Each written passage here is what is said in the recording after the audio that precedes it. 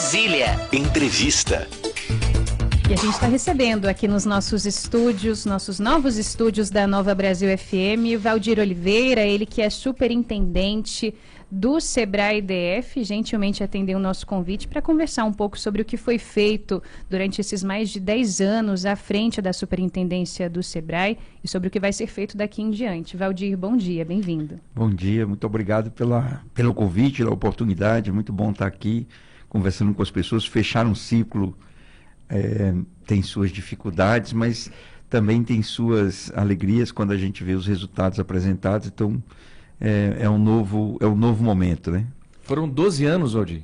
12 anos. Nesses 12 anos eu tive 1 ano e 10 meses na Secretaria de Desenvolvimento Econômico, mas me mantive no Conselho Deliberativo do Sebrae. Então, foram 12 anos aí à frente na liderança dessa instituição, que me trouxe muito aprendizado, mas e muita alegria também, porque quando a gente trabalha com o que a gente gosta, com o que a gente ama, a gente faz de uma forma diferente, né? Parece que cada dia é como se a gente estivesse ganhando um presente, né?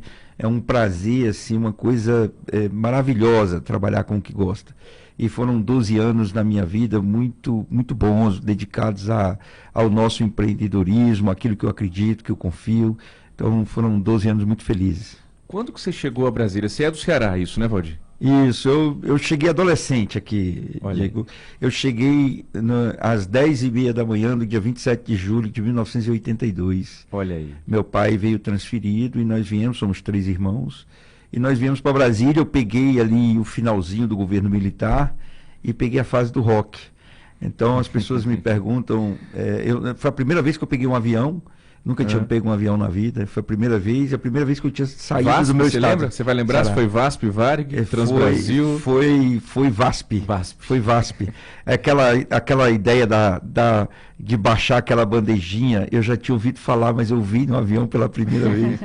E aí foi muito bacana, porque eu cheguei aqui em Brasília e com muita saudade da minha terra, eu adolescente, tinha largado o meu colégio, tinha vindo aqui para o Maristão para estudar. E eu me deparei com duas coisas que me marcaram muito e que fizeram parte da minha história e fazem parte da minha história. Primeiro, liberdade, porque a gente estava brigando, gritando naquele instante, pela liberdade. A gente não tinha liberdade. Eu me lembro que nós fomos morar num prédio que dava de frente para o Eixão. Teve um 7 de setembro que meus amigos foram num apartamento e foram proibidos de entrar, porque como era desfile do desfile militar, então eles não permitiam. Meu irmão mais velho, para ler as coisas, era escondido, enfim. Nós vivemos todo aquele período, aquele final. Então a briga pela liberdade foi a primeira marca, e a segunda, o rock. Eu peguei a Brasília do rock. Eu toco bateria, então... Olha aí. Você esbarrou em Cássia Eller? Você esbarrou em Renato Russo? Renato assim? Russo, sim. Olha Renato aí. Russo, sim. E foi muito bacana ver... Tem uma dessas bandas que não fez muito sucesso a nível nacional, mas que aqui fazia e que me marcou demais. Foi com a música Estrela Cadente, a banda Mel da Terra, que nunca saiu daqui. Mel da Terra, essa música Estrela Cadente, até hoje eu olho e me emociono, eu ouço, né? E me emociono porque é muito parte da minha história. Então, assim, o rock e a liberdade, além desse céu maravilhoso, me fizeram apaixonar por Brasília. Como é que você parou no Sebrae, Valdir? Eu sempre mexi com micro e pequena empresa, e em 1986 eu estava na faculdade, quando teve o plano cruzado do Dilson Funaro no primeiro semestre do ano. No segundo semestre o plano deu errado e as empresas quebraram, todas endividadas, porque foram estimuladas a pegar crédito e estavam todas quebradas. E foram nas faculdades, o antigo SEAG, que deu origem ao Sebrae, foram nas faculdades e pegaram estudantes, estagiários que pudessem encontrar alternativa fora do crédito. E eu fui um dos 2 selecionados na faculdade que eu estudava. E foi o meu primeiro contato ali em setembro de 1986, e eu me encantei pelo tema. Nunca mais saí dele. Passei no concurso do Banco do Brasil, trabalhei muito tempo com crédito, com criação de fundo de aval para micro e pequena empresa, modelos de negócio, modelos de atendimento. Em 2011 eu estava trabalhando na diretoria de micro e pequena empresa do Banco do Brasil, quando eu recebi o convite para assumir o Sebrae, e lá estou até hoje. Então, é um tema que permeou aí minha vida profissional inteira, né? Agora são 8h19, a gente está conversando com Valdir Oliveira, que é superintendente do Sebrae DF. E para a gente situar o nosso ouvinte, após esses anos à frente do Sebrae daqui da capital do país, o Valdir está no finalzinho do mandato dele neste ano. A partir do próximo ano, quem assume é a Rose Rainha, que foi eleita aí a nova superintendente regional, assume inclusive no dia 2 de janeiro. Valdir, qual que é o legado que você acredita que essa gestão de agora deixa aí, não para o Sebrae, não só para o Sebrae em específico, mas para o DF como um todo, para os pequenos, e em especial para aqueles que durante esse tempo puderam começar a empreender de alguma forma? O fomento ao empreendedorismo, né? Eu acho que é muito importante quando você tem uma responsabilidade de atuar com algum órgão, alguma unidade que atende pessoas, que você atenda aqueles que precisam, aqueles que são o seu público-alvo. O foco de quem senta numa cadeira dessa não pode ser um foco voltado para si próprio ou para os seus interesses. Todas as vezes que alguém assumir alguma coisa, precisa se dedicar àqueles que mais precisam e àqueles que são o seu público-alvo. E eu saio com a sensação de missão cumprida, porque eu acho que fizemos isso. Transformamos o Sebrae, de quando eu cheguei para cá, em uma instituição muito mais próxima, com muito mais poder de intervenção. E nesses últimos anos, nesses últimos 4 anos que tivemos a pandemia, foi uma grande mudança, uma grande transformação. Nós fizemos mais de 500 mil de atendimentos nos últimos 4 anos, no momento de maior dificuldade da nossa economia. Nós fizemos, nos últimos 4 anos, quando a economia parou e os negócios pararam e quebraram, nós fizemos 650 mil horas de consultorias de forma gratuita para os nossos empreendedores. Nós fizemos 150 mil capacitações para esses empreendedores, em sua esmagadora maioria gratuito. Então, só foram as intervenções principais. Quando a gente sentiu o drama de que a economia tinha parado e tudo tinha mudado, nós focamos nos pequenos empreendedores para que eles, nesse momento de maior dificuldade e desesperança, não desacreditassem do seu sonho.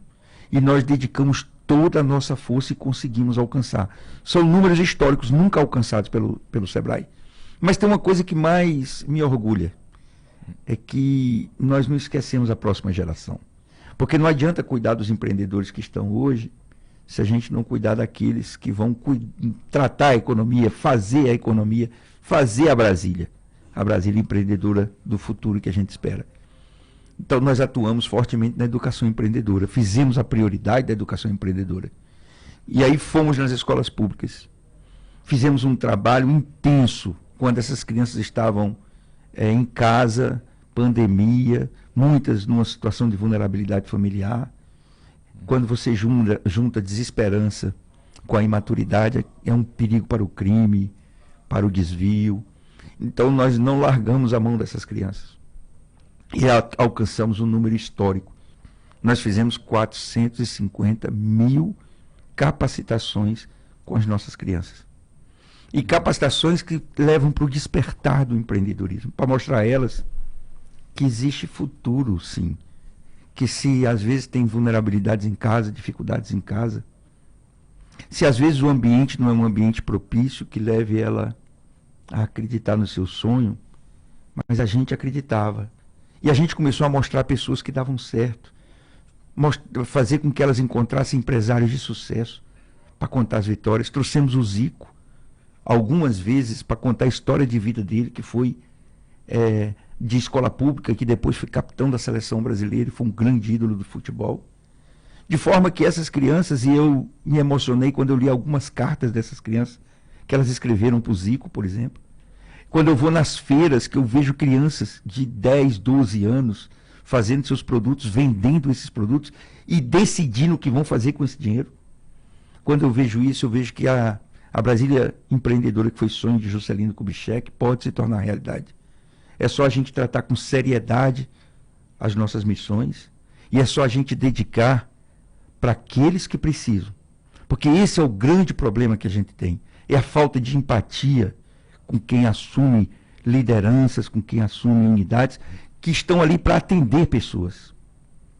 E muitas vezes em governos a gente tem essa decepção. Porque governo que não atende as pessoas não serve para ser governo. Então é a mesma coisa para as unidades. Se a gente não atende, a gente não serve para estar lá. E eu acho que eu saio com a missão cumprida. E uma missão que me deixa feliz, sabe? Porque o grande líder é aquele que vê que os seus liderados passaram a sonhar o seu sonho. E hoje eu vejo que os funcionários do SEBRAE, os nossos instrutores, os nossos consultores, eles sonharam e continuam sonhando o meu sonho. Então eu saio com a sensação de dever cumprido e muito feliz por tudo que eu fiz.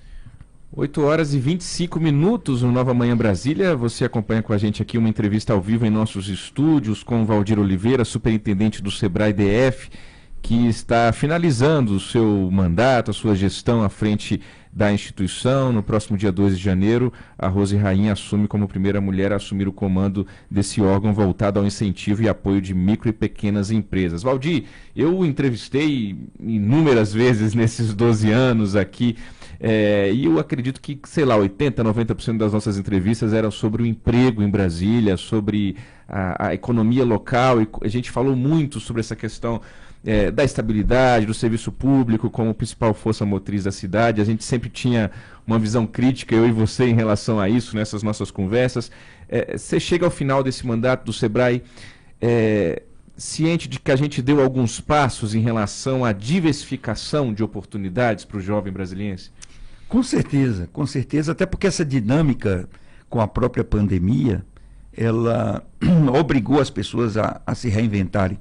O Estado não consegue mais ser aquela força, aquele provedor que foi da década de 70, década de 80. Quando eu cheguei em Brasília, o Estado era provedor.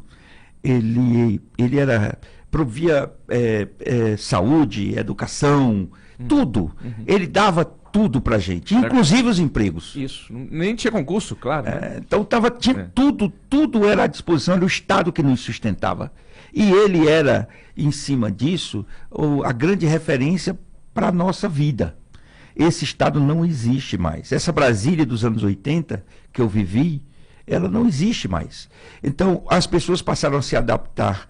Algumas porque tiveram a consciência e outras porque não tiveram outra forma. Nós acabamos inchando Brasília muito com essa criação das cidades. Nós trouxemos muita gente para Brasília na esperança de alcançarem esse Estado provedor. Essas pessoas que vieram trouxeram seus filhos. Hoje esses filhos são pais e esses filhos desses filhos hoje não têm emprego numa cidade onde o tombamento impede que ela tenha uma dinâmica econômica e social como todas as cidades de forma normal.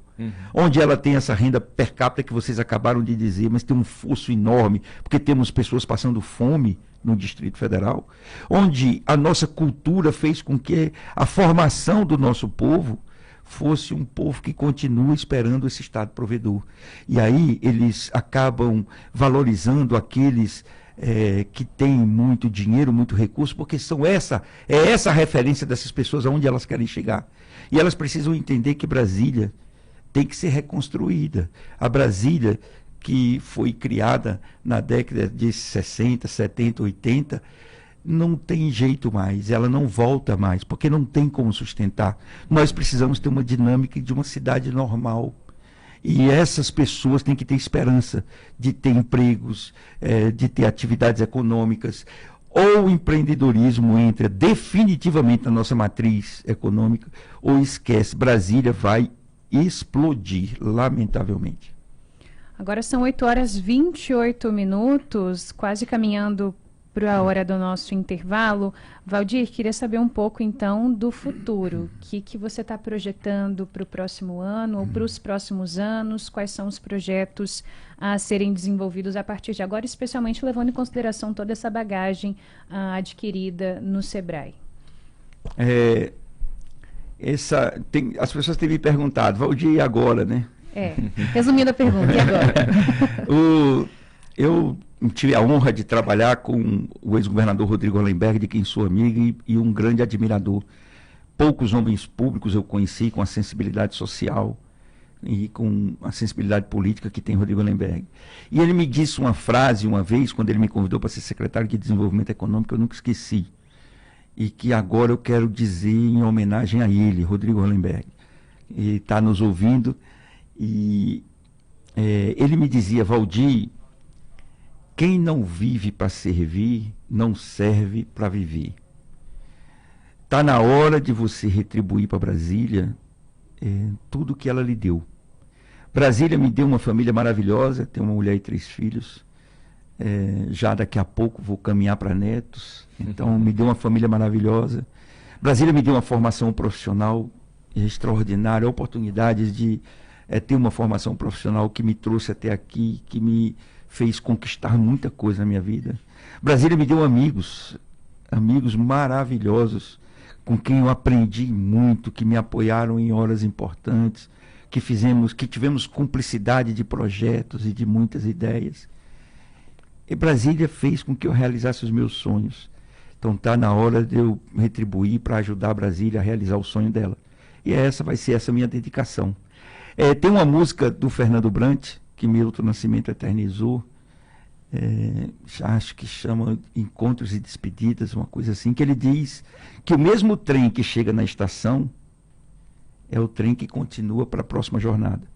Então eu cheguei na estação do Sebrae DF, mas eu vou continuar na próxima jornada fazendo isso, servindo, porque quem não vive para servir não serve para viver. Chegou a hora de eu retribuir, aliás, está passando da hora de eu retribuir para Brasília tudo que ela me deu. E isso é política então, Valdir? Você vai buscar um cargo partidário? Eu já sou filiado ao PSB atualmente, e por que não? Né? É uma possibilidade. Estou avaliando essa possibilidade porque isso é um processo, é uma construção, mas por que não fazer? Eu acho que tudo que eu conquistei na minha vida, tudo que Brasília me deu, a forma de retribuir pode ser por aí, se as circunstâncias nos levarem a isso. Eu tenho certeza, Diego, que se eu tomar essa decisão, quem sabe o primeiro voto que eu vou buscar é o seu. Se eu conseguir, a gente pode seguir. Uma brincadeira só. Imagina, 8h31. Valdir, que foi inclusive convidado para ser vice em mais de uma chapa aí nesse 2022, não foi, Valdir? É isso, né? O pessoal quis convites. Que você entrasse logo já agora, né? A vontade era essa, mas eu tinha feito um compromisso de não me envolver com a política nesse instante, e eu sou muito leal a quem é decente comigo. E a lealdade me levava a respeitar o cargo que eu estava e não fazer esse movimento. Agora é diferente. Agora eu vou começar a construir, né, um novo caminho. Eu acabei de escrever um artigo, Diego, vou publicar ele na quinta-feira. E o título é O Porta-Malas. Uma pessoa muito importante na minha vida me disse uma vez que ele estava num partido político e ele acabou saindo desse partido na construção de um novo partido, e eu perguntei: qual é o teu sentimento hoje, quando foi aprovado esse novo partido que estava saindo? Ele falou: abriu a porta do porta-malas, eu estou há 10 anos preso num porta-mala, e agora a porta do porta-malas se abriu e eu senti o cheiro da liberdade. Então eu estou com esse sentimento, e foi isso que eu escrevi. A porta do porta-malas, que eu estou preso há algum tempo, abriu, Diego. E a primeira coisa que eu senti foi a brisa da liberdade. Essa eu não abro mão. Eu vou agora continuar firme e forte nos meus pensamentos, nas teses, no que eu acredito, vou continuar defendendo. E esteja onde estiver, eu vou continuar servindo as pessoas como sempre fiz, e vou continuar. E agora, mais do que nunca continuar, não, vou retribuir para Brasília tudo que ela me deu. Muito bem. O nosso sempre atento operador técnico Milton Santos separou uma coisinha aqui. Vamos rodar, Milton.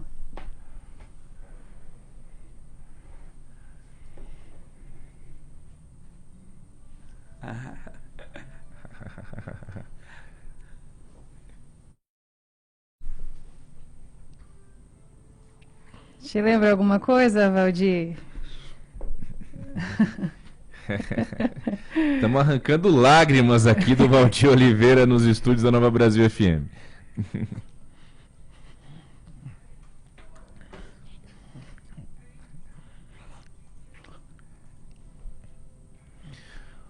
8h34. Valdir, a gente queria agradecer a sua presença aqui hoje nos estúdios da Nova Brasil FM. A gente termina essa entrevista emocionado mesmo.